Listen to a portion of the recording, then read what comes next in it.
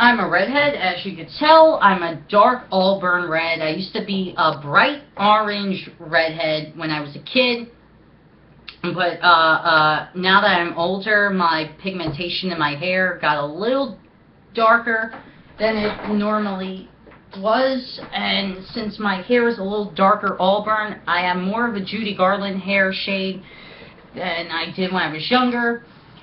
I looked like Carrot Top hair-wise when I was younger. Not the length of hair, but the color of the hair, like that bright orange. Now, since I have a Judy Garland type hair color that's a little darker, I was just curious about, like genuinely curious about something, just popped in my head. I was curious if redheads go gray. So I decided to look it up in the Huffington Post, which is main UK part.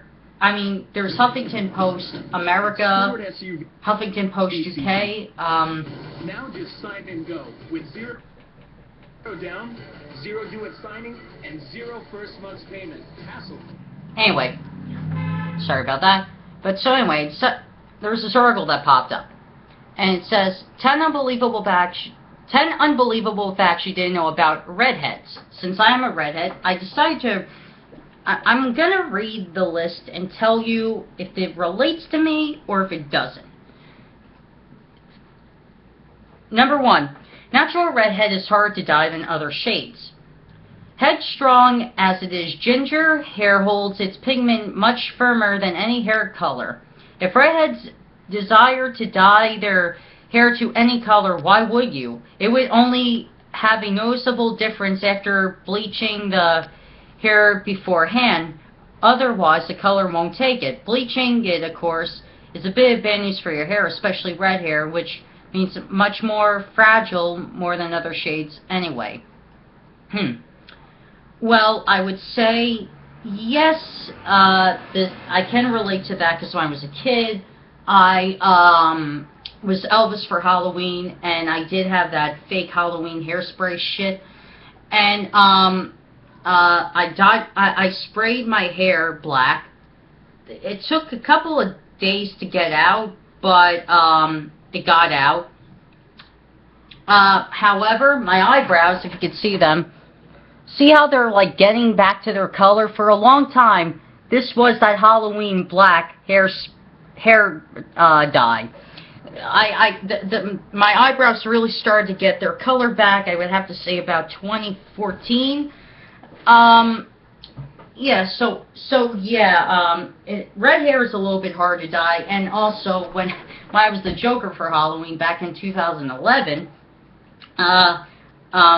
I went merchant trick-or-treating with my mom and sister, and, well, let's just say I fell asleep the night before with the hairspray in my hair. My hair was green for practically the rest of the school year, and a red and green.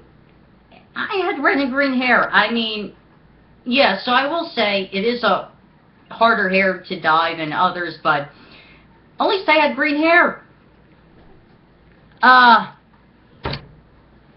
2. Redheads have less hair on their heads. Obvious. That is obvious. In terms of total numbers of strands, gingers have far fewer atop of their red heads than any hair color. On average, flame-haired beauties have 90,000 strands. Since I'm a male, I'm not a beauty, so compared to blondes with 1,100,000 and brunettes with 1,400,000. They're not exactly going bald, though, as each strand of natural ginger is much thicker, so the appearance is often redheads is more hair in general. These fewer but thicker strands make it easier to style, so be jealous. Since I am a male, though, and there is male pattern baldness on my side, I'm thinning. So yeah, I am losing my hair. I should have like much less of a ring of hair by 27. And this is what I wanted to look at the article for. Let me rebuff the page.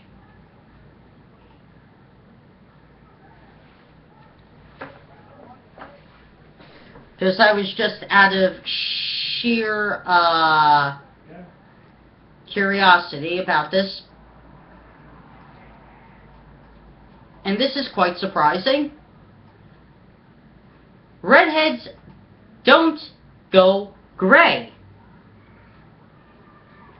Staying true to its stubborn stereotype, ginger hair retains its natural pigment a lot longer than other shades, so there's no need to panic about going gray. Red hair simply fades with age through a glorious spectrum of faded copper to rosy blonde colors, then to silvery white. Which is true. If you look at Woody Allen, his hair is red from Take the Money and Run, and it starts to change its hair color in 2000's movie Small Town Criminals, and look at Woody Allen now. So, you know what? I actually found that interesting. I'll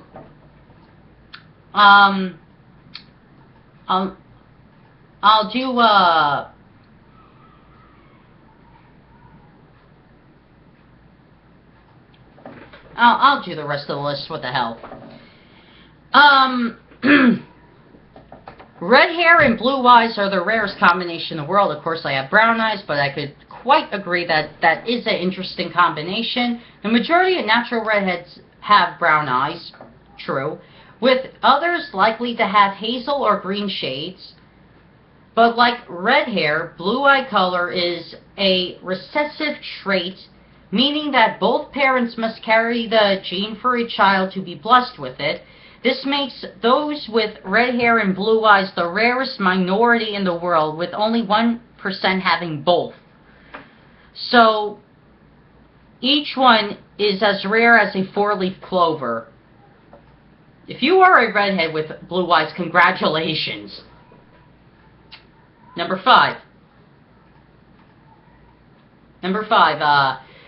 They're more sensitive to terminal pain.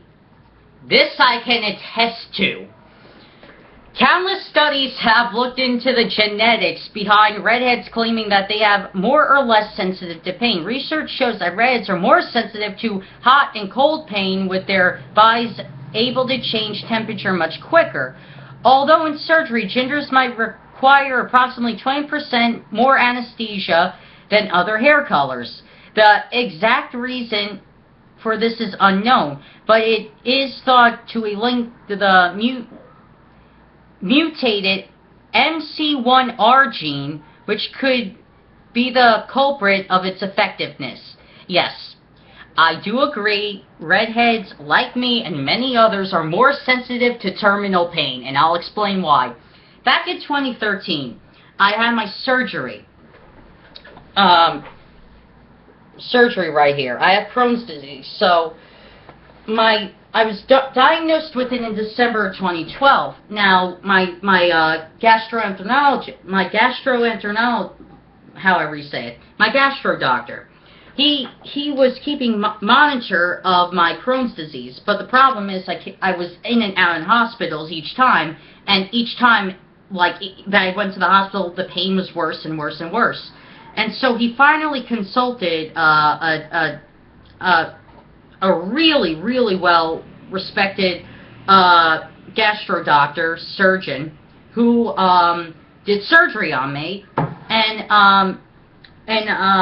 I can tell you that, like, every 20 minutes I was pressing the painkiller button after surgery. Every 20 minutes. So I do agree, redheads are more susceptible, not susceptible, but more sensitive to terminal pain, and pain in general. If you're a redhead, you know what I'm talking about. You can't even hit your elbow across the wall without screaming in pain. Or is that just me? I hope it's not just me. 6. The Romans kept redheads kept redhead slaves at a higher price. Yes, just because of our hair, we work faster.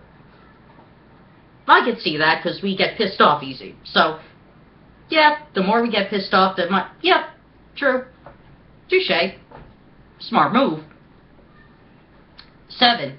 Russia means lots of reds.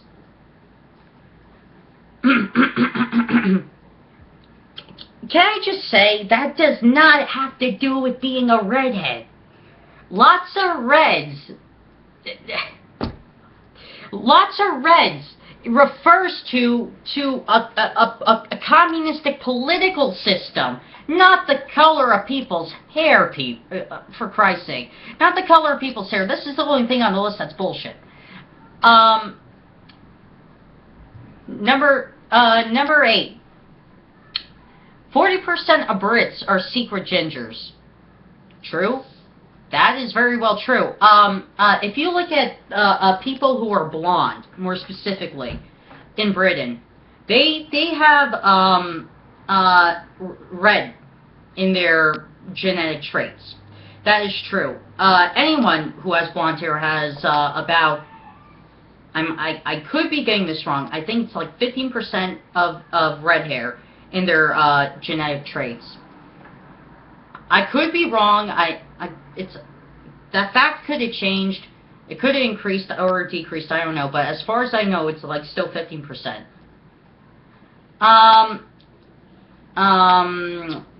Number 9.